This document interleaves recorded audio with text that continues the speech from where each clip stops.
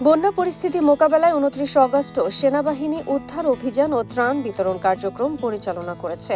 এ সময় সেনাবাহিনীর army aviation group ৬টি হেলিকপ্টার সর্টির মাধ্যমে নোয়াখালী পুলিশ লাইন, নোয়াখালী, বেগমগঞ্জ ও বকশীগঞ্জ এলাকায় উদ্ধার ও ত্রাণ বিতরণ কার্যক্রম পরিচালনা করে। ২৯ অগস্ট রাতে আন্তঃবাহিনী জনসংযোগ পরিদপ্তরের পাঠানো এক সংবাদ বিজ্ঞপ্তিতে এসব তথ্য জানানো হয়েছে। আইএসপিআর জানায়, হেলিকপ্টারের মাধ্যমে ৪ জন রোগীকে উদ্ধার করে হাসপাতালে স্থানান্তর ও ১৩ জনকে দুর্যোগপূর্ণ এলাকা থেকে নিরাপদ স্থানে স্থানান্তর করা হয়।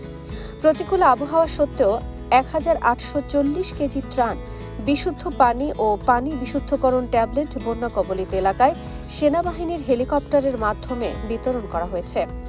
বর্তমানে সেনাবাহিনীর ৩টি ফিল্ড হাসপাতাল ও ১৮টি মেডিকেল টিম বন্যা দুর্গত চিকিৎসা সেবা প্রদানে নিরলসভাবে দায়িত্ব পালন করে যাচ্ছে।